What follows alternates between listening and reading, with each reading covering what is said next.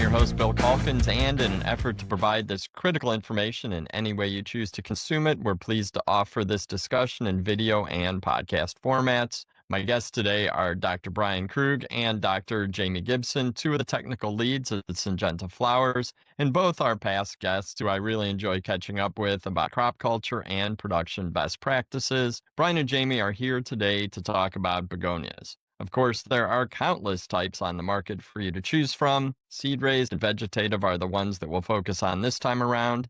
And Brian's going to talk about Syngenta's wide range of vegetative options, including the new iCandy, which I would say was one of the top hits of California spring trials this year, something that the whole industry is talking about. And in that whole range of vegetative options that fit just about any application. And Jamie's going to tackle the seed varieties, but I bet the two of them will tag team some of both and have some discussion within this presentation.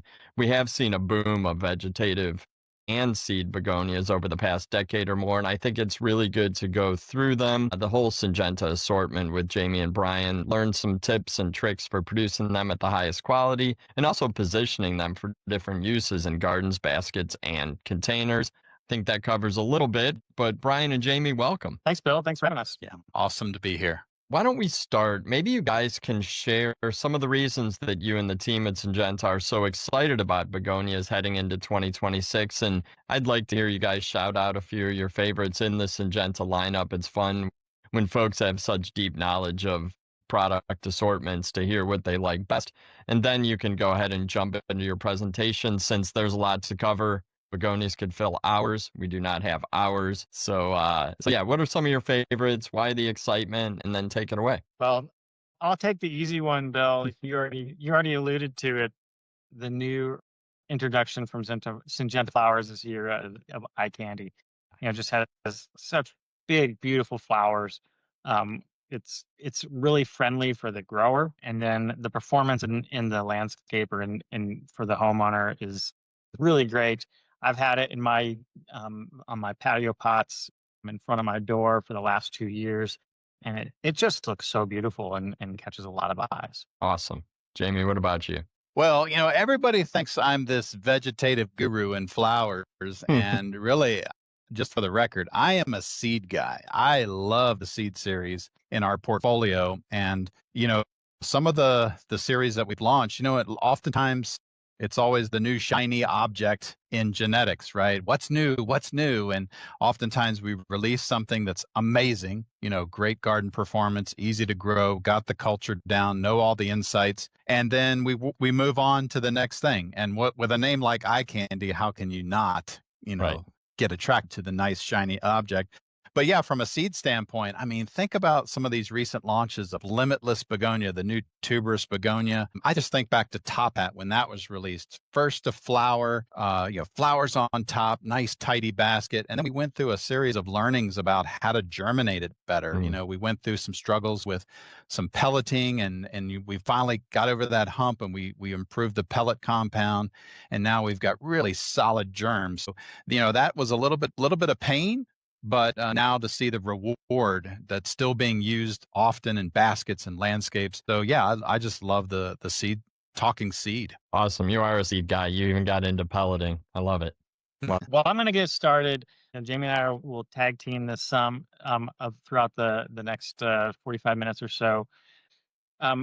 As we get going, you're going to notice that we're going to only hit the highlights. There's just so much information. Like you have these slides in the podcast here, but also we have everything that you need to know about our begonia varieties in our culture guides. So that's available online to go and download, print off, have that available. Also, there's a lot of other digital tools available. Our Grower Success Guide, if you don't have a print version of it, it's available online. There's technical documents. A couple of them we'll talk about today, but you can get all of those technical documents, more webinars and videos, and everything you need for not just begonias, but everything that Syngenta has to offer in our portfolio on our newly launched website, revamped website, syngentaflowers.com. I'll put links to all that in the show notes for the viewers and listeners, so that's one click away. But again, you guys make some of the best cultural and technical information, and we all appreciate it. Thanks, Bill. So there's 4 varieties of vegetative begonias that we're going to cover today: iCandy, Adora, Birthday Bash, and Florencio. This shows a little bit about each one. I'm going to cover most of that as we introduce each variety as we go. So our first one here, or before I get into those, I want to talk a little bit about just some generalities of begonia production. First and foremost is photoperiod. And we talk a lot about photoperiod, especially in the vegetative begonias, to make sure that we don't form tubers and we do get flowers. So we did a technical trial a few years ago to look at photoperiod in both propagation and finished production. So if you look at this photo here on the right, you'll see that we have long day photoperiod in propagation on the top, short day propagation on the bottom, and then up and down, we finished the plants at 9.5 hours, 10.5 hours, 11.5 hours, and 13.5 hours. And what you see, to really boil this down, is when you have those long days, 13.5 hours, we don't have tuber production and we have flower production. When you propagate in short days, or even when you propagate in long days but finish in short days, you get those tuber formation. So that you're going to hear this throughout the podcast today. And then the other thing to point out here is on the left-hand side, that graph. It's in our grower success guide.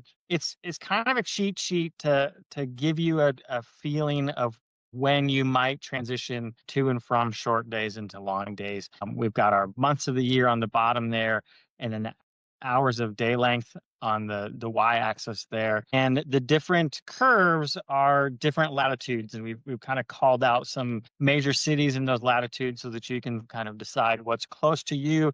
And it will show you kind of when you're going to transition from short days to long days, so that you're not always in just trying to guess there. Ryan, I did want to mention one thing about the tech sheet. We were talking about the website. There is a one-stop shop tech sheet on this that covers the propagation protocols and how it delivers a better finished plant. A lot of our root and cells will now take this tech sheet, print it off, and put it in their box of cuttings, liners for their customers, because they want to just continue to press upon them to keep lighting during natural short days. Because oftentimes the grower gets a lot of small growers, that just aren't aware that you need to continue lighting, and sometimes they'll be sluggish, they won't flower, they'll go to tuber. And so having this kind of reminder in the box has always been a really nice tool. Yeah, thanks, Jamie. Another thing that always comes up when we're talking about begonia production is blind cuttings. Nobody likes to see or have blind cuttings. So we work really hard with our stock down in the farm in Guatemala to scout for and rogue anything that isn't branching well and is giving us a stocky plant. We'll rogue that plant out of the stock block. We manage the environmental conditions to maximize the conditions that will promote good growth. And then we're using PGR applications to promote branching, promote breaks, to eliminate any of that stockiness. Then as it gets into propagation, it's the growers hands to continue to doing the critical lighting, using the proper cell size. If we've found that if you have the plants in too small of a tray, they crowd each other out and leaves overlap the meristem, and that can lead to blind cuttings. Making sure that they get a pinch in or some PGR applications in there to manage the leaf size and help that chassis of the plant. And then, just like Jamie was saying, moving on to finishing, making sure that we get timely transplanting. These species of begonias, they really need to be some of the first ones that you transplant after you receive your liners. Waiting is going to put them under stress. If they sit for an extra week or two in the liner, making sure that you have good light quality and spacing, and again, that environmental conditions, optimizing that so that you get good branching and you can avoid blind cuttings as much as possible. So transplant priority number 1? Absolutely. Yep. Yeah. One thing that we found this year with iCandy is, when you get samples from programs, to try it out, kick the tires, oftentimes these samples kind of are set to the side and maybe held a little long. Maybe they don't have the space just yet to do the trial or put it into program. And so just that added time on the bench really can cause complexity and really impact the kind of look of the plan and establishment. And sometimes it will lead to some stalky growth. Yep. All right, let's get into our series. The first one being the new one, iCandy. iCandy has these large double flowers against a dark chocolate foliage. It works well in quarts, and then in the larger pots, they're having lots of big impact in hanging baskets from cast through the summer trials. And it's really going to like pop out and catch the consumer's eyes in the garden center. So we have 5 colors: coral pink, ferno, lemon yellow, sunset, and vanilla cream. So to show you some of the trials through the summer, these top ones are from Plant Peddler and the bottom ones are from Lucas. And you can just see like how well they fill out the basket and just put on a good show. Collage here of different pictures from Cast and also Cultivate. We are really proud and excited that iCandy received 2 Medal of Excellence awards at Cultivate, and we're really excited about that as the excitement carried from Cast all the way through Cultivate and into the summer trials. Yeah, definitely, Brian. Like hats off to our farm team, how they really adopted the protocols well, groomed the stock. Our sales team got the message out. Our technical trialing, we kind of built the culture well in advance. We even continued to trial this past spring on some kind of final touches of the protocols. The other big mention with iCandy is it is a shade begonia, part sun begonia. So full direct sun is not the best environmental conditions for garden performance for iCandy. It is really grown best morning sun, less intensity, of course, irrigation, critical for begonia performance. We got plenty of plants for full sun. It's nice to have something this beautiful for the shade. And talking about spring trials, we always joke and, folks ask, what were some of the highlights of trials? And Chris Beatty's always says, well, it's what you hear about before you get to the facility. And I will say iCandy was one of the ones we heard about all the way up and down the coast. So good work to the whole team. Okay, so moving into propagation, making sure that you're going to hear this over and over with some of our series is propagate under long days, 14 hours or longer. That's going to really be critical. Begonias and iCandy are no different. That they really attract mites, the spider mites, the broad mites, and the broad mites are really difficult to see. So by the time you see problems, the populations are high. So be sure that you're proactive with your miticides before you see problems with your mites. Using Florel at about 200 parts per million is going about 3 weeks after sticking. You want to make sure that you have roots established before you do the Florel, but this is going to help manage your leaf size so that you don't have so much overlapping and having covering up and shading the meristem, and it will help just drive that chassis to be a little bit more ready to take on the breaks and the branching. And then the final tip here is making sure when you stick your cuttings, make sure that you stick the leaf tips out in opposite directions from parallel sides of the liner tray. You want begonia cuttings generally have one large leaf, and making sure that leaf is pointing out so that it's not covering the neighbor within the liner tray, or the neighbor next to it in the strip next to it. All is going to help in that propagation. When we look at finished production, we already talked about transplanting the liners on time. That is really critical here with iCandy. PGRs aren't necessarily going to be needed, but when you do need them, it's good to kind of watch stuff early a little bit and layer on those PGRs using your B9, your Ultracell, or your A-Rest have all been shown to work well with this series. Yeah, Brian, we recognize some growers just aren't willing to pinch hybrid begonias. And so, we've talked about all those other strategies and techniques in order to get really well-branched begonias in the basket. But one other big mention is this use of PGRs to kind of apply these sprays well before hanging to kind of mitigate some of that internodal stretch that may occur, which may lead to some stalky kind of expressions. So using these layered foliar sprays really does settle that chassis down for nice, robust looks of the baskets. All right, and the final thing to talk about iCandy is just programming. This comes from our culture guides. So probably the most popular form that we see is going to be the 10-inch basket. So 3 to 4 plants per pot, an 8 to 10 week finishing time from transplant from a 72 cell tray is kind of what you can imagine or what you can plan for with finishing a 10-inch basket. And if you've tried to order iCandy, you'll probably have found that availability is low, especially in the first 5 or 6 weeks of the year. But Jamie, correct me if I'm wrong, but there's good availability for all of the colors kind of week 6 on is so, and that is still enough time to certainly get a quart out or to put an extra cutting in a hanging basket to finish out by Mother's Day. So so if you're running into problems with getting availability, there are some options that can get you an iCandy crop in early to mid-May. We have a good new narrated video for Mother's Day programming on YouTube that you can check out and see how the programming goes, whether using 3 liners or 4 liners in a 10-inch basket. All right, Adora is the next variety that we're going to talk about. It has 4 colors: Moon Dance, Satin Rose, Velvet Red, and Emerald Salmon. This again is a chocolate dark foliage that has these nice bright double flowers on. It's going to work good for sun and shade too. And this is a good premium basket. It's going to have a nice, well-branched, mounded habit. The Emerald Salmon, I'll talk a little bit about later, but it has just a lighter green color. It doesn't have that chocolate green. It's a little bit more vigorous than the other 3. So some PGR management will be a little bit different with Emerald Salmon.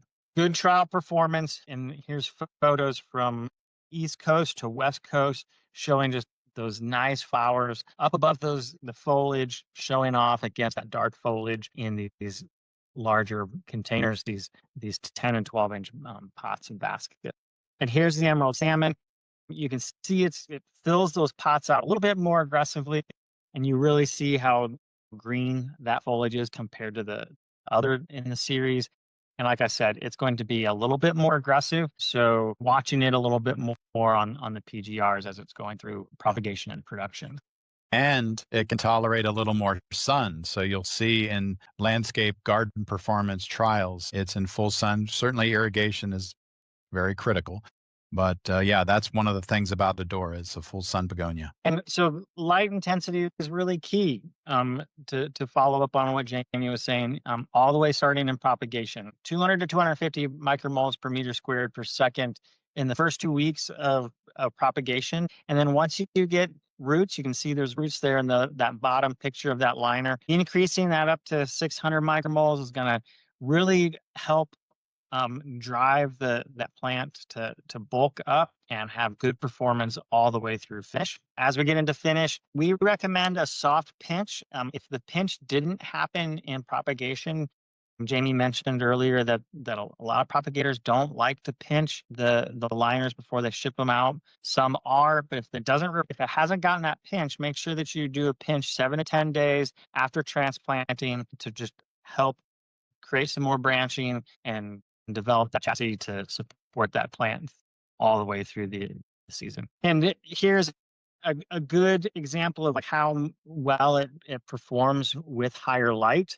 So this is a trial that Jamie did at his farm. The top 3 plants are grown in 14-inch baskets with 6 plants per pot. The bottom 3 are 10-inch baskets with 5 plants per pot and a different DLI, daily light integral. So 15 to 20 moles per day on the top. And you can see how much fuller those are in that larger basket and how many more flowers there are. So that light is really going to drive that growth and drive that earlier flowering compared to a lower DLI. So the take home message there is, unlike some of our other begonias that we might be comfortable hanging on the bottom layer of the greenhouse in the basket lines, this one you want to have in that upper layer where they're not going to get overly shaded by plants above them. So hanging basket, again, is a tried and true form for this. 10 to 14 weeks with 4 to 5 plants per pot for this hanging basket. Okay, moving right along to Birthday Bash. Birthday Bash has these really cute petite flowers that are fully double against this more waxy, glossy, dark leaf. We have 4 colors: the chocolate cherry, the cotton candy, the cream, and the raspberry sorbet. They're just like a really nice, unique plant. I really like the flower form on these. Good performance out in the trials, all 4 of them here at Lucas.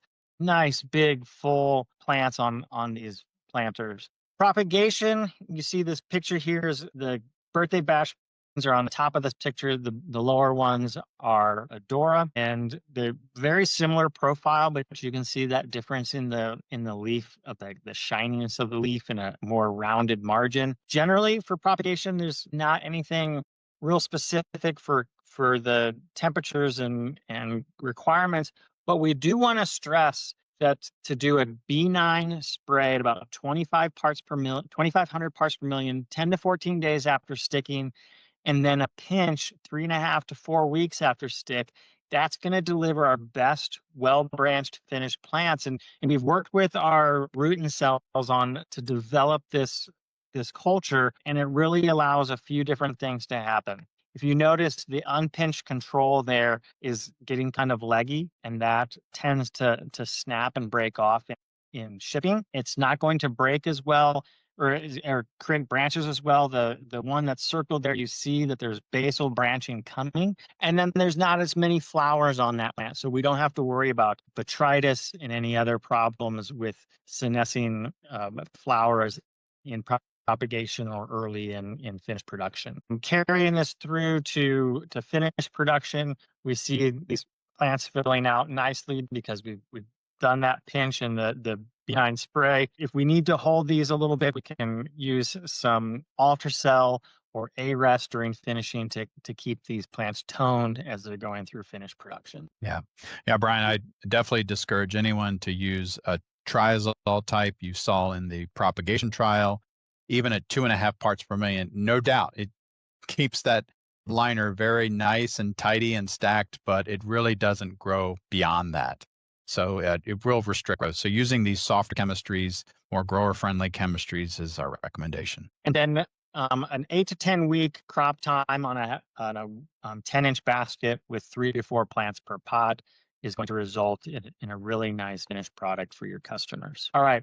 The last vegetative crop that I'm going to talk about today is our Florencio. And this is these boliviensis hybrid that has these 6 different colors: yellow, white, red, pink, orange, and cerise. These nice, bright single flowers that they're just going to fill out a basket, and they perform so well out in the landscape for the homeowner, hanging from their patio, hanging from a pergola in their backyard. They really stand up all summer long. So you can see this here in these plants by Myers Fruit Farm. And there's no shade structure over these, but of course they're irrigated well. So that's always a key with these begonias that can handle some more sunlight. They've got to be watered well. But I mean, this photo just speaks for itself. Like all of those flowers, just eye popping. Yeah, and nutrition, right? We don't need to go overly heavy in fertility, but it does need moderate fertility for garden performance. So begonias will oftentimes show that they demand some nutrition with smaller leaves, some necrotic burn. So that's certainly a sign that the plant is requiring more nutrition. And then the real take-home message for propagation, again, that day length extension, 14 hours to keep them from creating tubers, is going to give you a lot of success in propagation.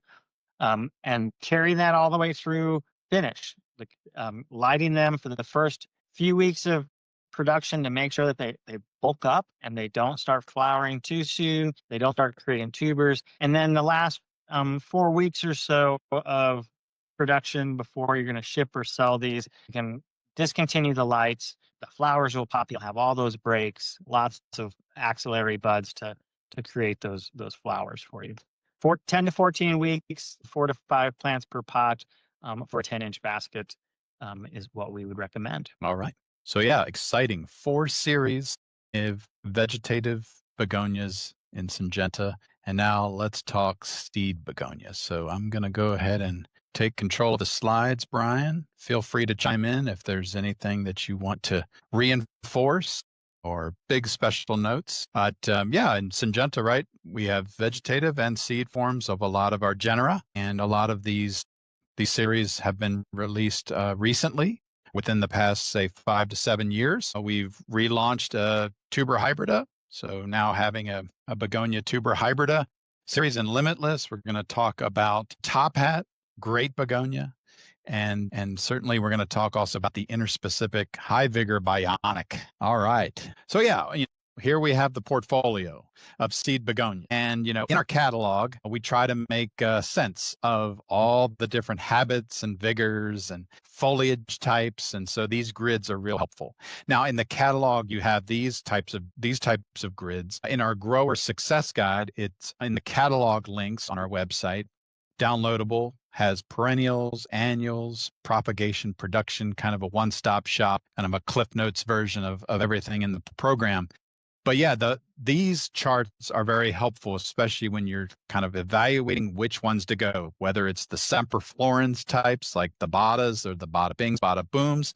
Those are more your border type begonias, your characteristic, naturally compact semperflorens. You've got higher vigor semperflorens and Eureka and topspin. Some can be grown cooler, all different advantages called out in our cell sheets and tech sheets. But today I really want to focus on those interspecifics, the ones that are going to give really nice, robust garden performance, have tremendous benefit for the grower, a little more efficient when it comes to flower timing, and some advantages over some of the other products that are available in the marketplace. So yeah, check these grids out for help. Go to the Grower Success Guide for a little more detail, habit, vigor, timing.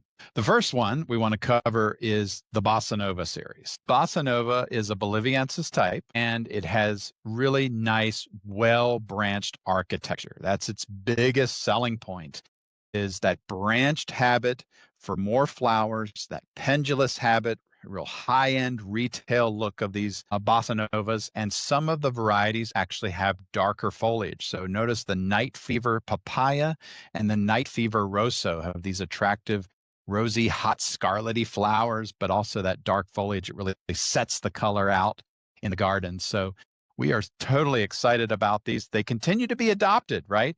We've got no doubt there's vegetative boliviensis types, but these Bossa Novas, they're great because you can program them because they're seed propagated. You can pick your sow time. You can work with some of the plug growers who are very good at growing a lot of these seed begonias.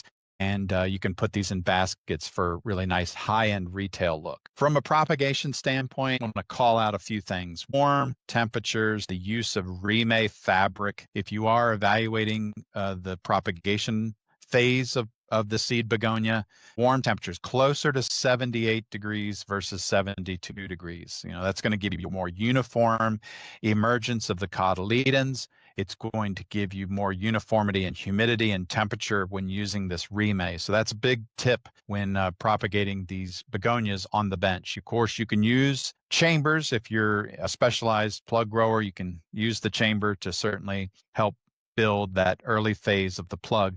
But that's the big one. Warm temperatures. Typically, these begonias are propagated in 288 cell trays. They take about 8 weeks to finish.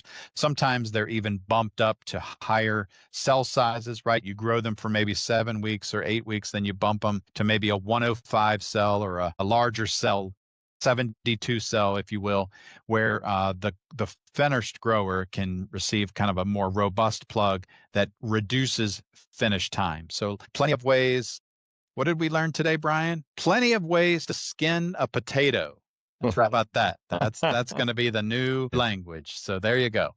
So yeah, you can do it many different ways with this Bossa Nova plug production. Lighting critical. You will form. Unfortunately, a lot of these hybrid begonias where they have the tuber hybrid DNA, they will form those tubers and it can reduce vigor and you get shut down of vigor in the finished container. So extended day lighting and propagation is critical. And then when you get into finished production, because of this really well-branched habit, this pendulant nature of Bossa Nova, PGRs are very critical. One early on, maybe a B9 spray or an alter cell spray, kind of settling down the foliage, settling down the chassis.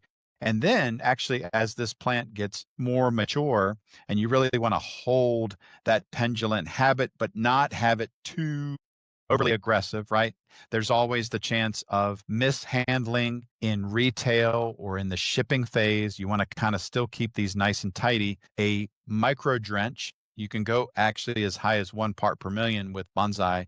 You can do this at the final stages of finished production just to kind of hold it, but not impact garden performance, right? This is still lowest concentration to kind of keep the plant nice and tidy for retail, avoid breakage, stem breakage, damage, bruising, and then deliver that really strong garden performance. So PGR is critical with Bossa Nova. We like it. We feature it oftentimes in really large containers. Some of these fiber pots are really nice, multiple colors, combinations. That's the new theme these days with a lot of species. But here we've got this Bossa Nova in this gorgeous large container, upwards to 14-inch containers. Really that sweet spot with Bossa Nova because of its nice, robust, pendulant nature. Maybe going a little bit bigger than a 10-inch basket. Maybe that 12-inch basket, sweet spot for that nice retail price point that you want to deliver. Anywhere from 5 to 7 plugs, depending on the plug size. And you can grow this fairly quickly, almost taking about 10 weeks, but you need to make sure that you're growing these fairly warm, as begonias do require a little warmer temperature than most bedding plant basket And this crops. this is an example of Bossa Nova where like I'm becoming a convert to seed items because when you think about the price point to produce a 12-inch basket that looks like this from seed, the margin that the retail grower is going to get on that just becomes really, really attractive. This has been a great addition too from the Florencio acquisition. So great genetics. Okay, my favorite. I was talking about Top Hat. We've had some roller coaster experiences with this plant, but this plant continues to be demanded. We're seeing really an upsurge in its demand because of its earlier flowering, its robust nature, its large flowers, right? The technical team actually did flower measurement back in the day when it was launched, and they actually found about 20% larger. And when we improved the scarlet, we actually are 25% larger in flower size than the other leading interspecific begonias like Top Hat. So one of those things, when I saw it, I was like, what is this mutant begonia? It's so cool. And people just loved it, went crazy for it. I think that was around 2018 really coming out into the marketplace. But the cool thing too about Top Hat is it's so nice and tidy and versatile, right? It can be grown in large tubs. It can be grown in 6-inch. Its sweet spot, in my opinion, is really that 10-inch basket, 3 plugs in a basket, flowers on top. Boom, great retail product. But also its versatility in smaller containers like the Jumbo 306 pack. So in roughly like an 18-cell 1020 tray where you can keep this tidy begonia in check. Great for the landscaper community because it's already showing flowers at retail market. And you put these in the ground and they just continue to surge with those big, gorgeous flowers. So versatile is the name of the game with Top Hat. Flowers on top.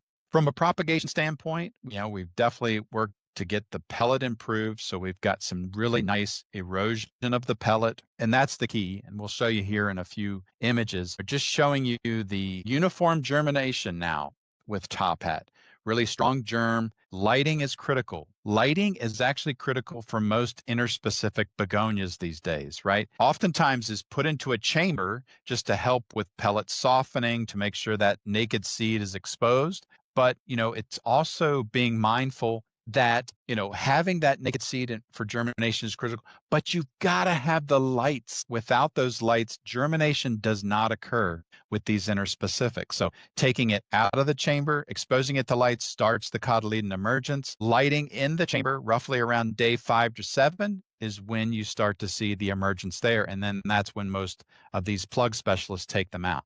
So lighting is critical for emergence with these interspecifics. The big notes about Top Hat, amongst other types of begonias, you could say this for the same for the tuberous begonias. You could say this for the Bossa Novas even. But one of the differences with Top Hat is because it's a little more tidy than some of the other interspecifics on the marketplace. Maybe having this on the perimeter of the block, not so much putting it in the middle between some of the other more aggressive, vigorous type interspecifics is best. Having it on the perimeter because of its tidy habit, its emergence is roughly anywhere, say, between day 25, cotyledon expansion, day 25, 28, to really do the patching protocol, whereas some of the other begonias are roughly around day 21. So we're a little bit later because of its kind of compactness. And that carries over all the way into the finished container. Watch your pellet, watch your water droplet size. The droplet size is really critical. If it's too heavy or the pressure is too heavy, you're jostling, you're covering the seed. So you really want to focus on a very fine mist, and then using that remay to improve uniformity of humidity is so important. And then the final one is the light. Light quality is the key. More southern growers going directly on the bench, good quality light, great germ. Northern growers using supplemental lighting to improve DLI, and light quality also improves the germination performance of it. And this is that note about pellet erosion, melting the compound around it. On the left-hand side is what we don't want to see. It's when you're just doing enough where you're starting to erode the pellet compound, but you're not exposing the naked seed. And so a lot of the protocols with the plug producers is ensuring they're delivering enough irrigation in the seed tunnel, but they're also following up with some added misting in order to expose that naked seed so that you get good light development or good light exposure to that seed developing. Okay, Because if so you don't, that pellet just sort of reforms and gets hard and doesn't germinate, right? exactly. That's exactly what happens is you get a little bit of erosion and then you get a recrust. And once you have that recrust, it forms this hardened growth or hardened structure. And then that that seedling can't break out from that crusting. And then your germination percentage can sometimes go as low as 30%, if not lower. And that just kind of sets you back really far. So the key is to get that naked seed visible. From a final production standpoint, it's moderate fertility. It's, managing, a wide range of pH. But overall, because of its versatility, it's benign early. You can also use bonsai sprays, not too high, nothing more than, say, 5 parts per million. But really benign or benign ultracellus tank mixes work well. But we also learned if you're featuring these in those jumbo 306 packs, you can use the micro drenches of bonsai roughly a couple weeks out from market. Do that, and it doesn't impact garden performance. So you still get the good growth, but you get the management of the production growth. So we really recommend this large pack approach, that 306 pack approach, quite quickly, right? These are flowering early, about 1 week earlier than a lot of the other leading interspecific begonias on the marketplace. So either the large pack or that 10-inch basket where you can put just 3 plugs in the basket and you're finishing this around 7 weeks. So that's really the great thing about these interspecific begonias. And we salute you, Bill, and the entire greenhouse tech team for featuring the top hat strategy, using these tech sheets, continuing to mention some of these insights and learnings of what we've done. So the promotion and social media is greatly appreciated. Thank you so much. On Demand, the Greenhouse On Demand. So this is wonderful. In addition to this messaging, we've also built a tech sheet that gives those specific protocol regimes for growth control. So showing the different PGR sprays that you can do, right? You can skin a potato different ways. You can spray different PGRs on top hat, and then you can also spray PGRs that not only control growth and production, but don't restrict garden vigor. So check out that tech sheet on the web. And what I really like about that tech sheet and other tech sheets is how those photos are laid out. So you see the progression. We might recommend what we would say is ideal, but that might not be what you're looking for. So you can slide up and down that photo to determine what's that finished product that you want and see the different rates that are going to dial it in for your customers. Okay, Limitless. So this is the tuberous begonia. Limitless showing you that constant production, the floriferous habit of this particular series. We've got all the core colors in Limitless, dark foliage, slightly larger flowers than some of the other leading tuberous begonia series in the marketplace. but it's really known for its flowers on top. So having that early flowering means the flowering is very visible, and that's so important with these tuberous begonias. Not only does it have the core colors, but it's got these gorgeous novelty colors such as sunrise, sunset, sorbet. So you got these blends of peaches and yellows. It really is nice. Tangerines. So we love this series as our new tuberous begonia series. Okay. So here's some garden performance shots. You know, we're always evaluating its performance. Does it cut the mustard in the ground? Does it produce easy?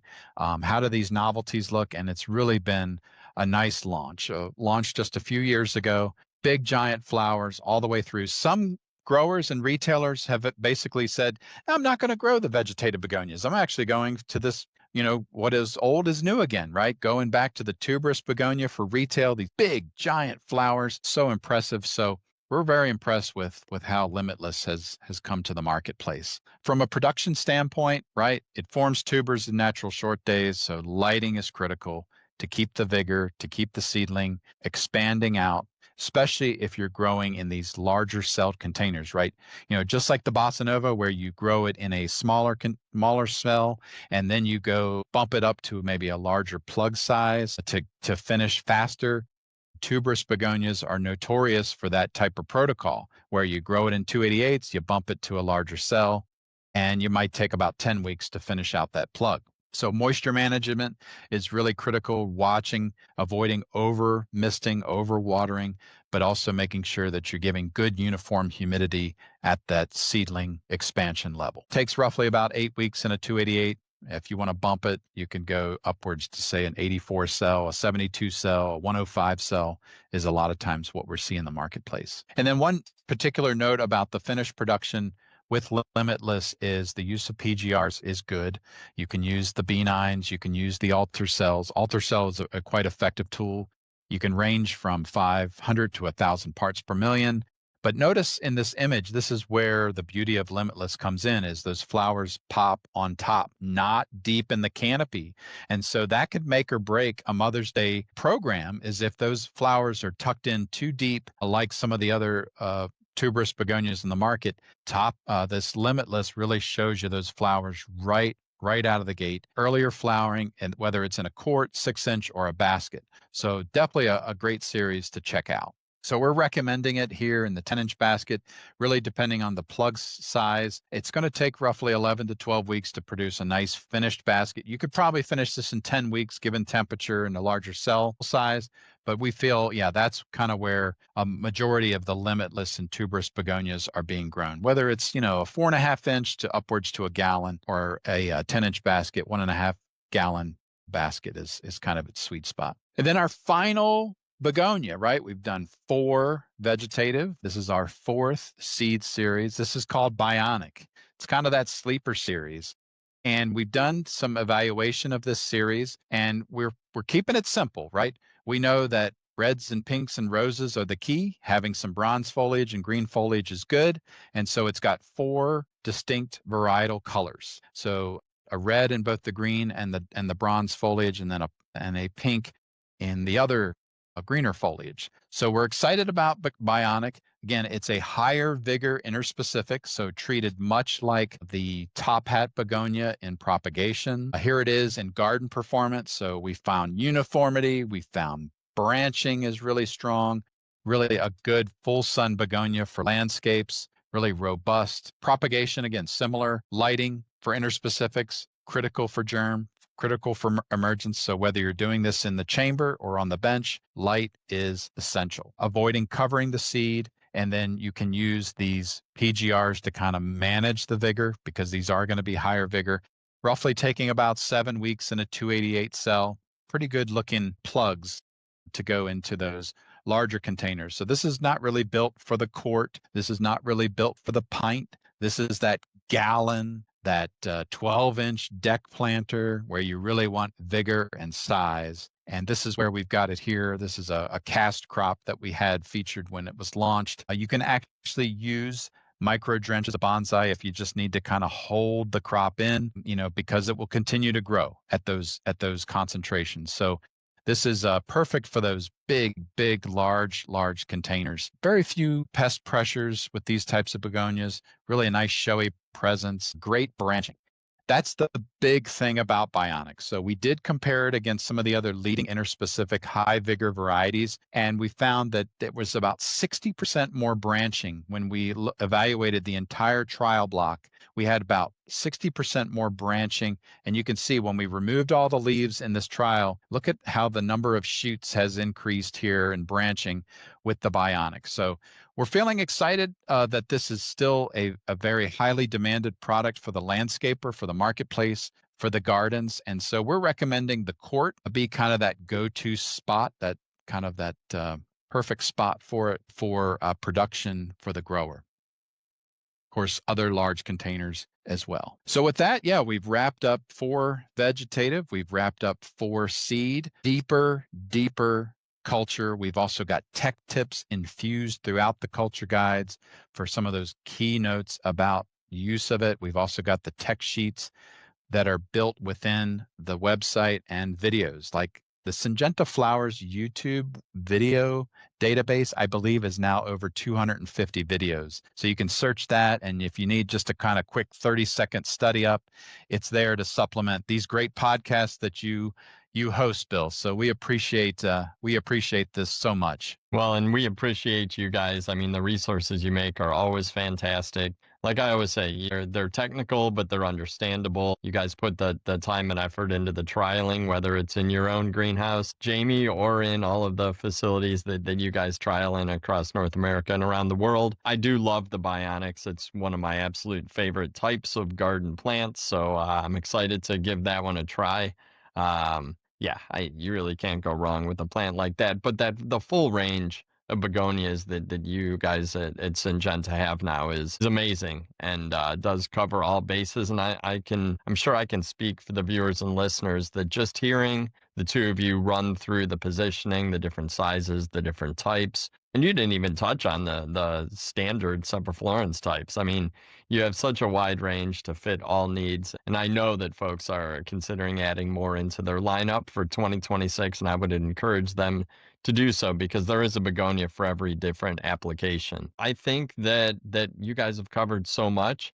Is there anything else you want to talk about, or should we wrap this one up? I got one more thing, which begonias continue to surge in popularity amongst the gardening public. I think it's number 4 now when they've done some national surveys in terms of popularity and use, whether it's containers or ground. A lot of the hybrid begonias, of course, now being adopted. But yeah, it's becoming a nice alternative to some of our traditional bedding plants. Excellent. Well, thank you so much, Brian. I appreciate your time on the vegetative side, Jamie on the seed, and I know that both of you are passionate about both, and that comes across very clearly. So again, thank you guys very much. Thank you, Bill. We really enjoy doing this. Appreciate it. And on behalf of the team at Tech on Demand and the amazing team at Syngenta Flowers, thanks for listening. Thanks for watching. Take care out there and add some of these new products for 2026. It's about time to order them now.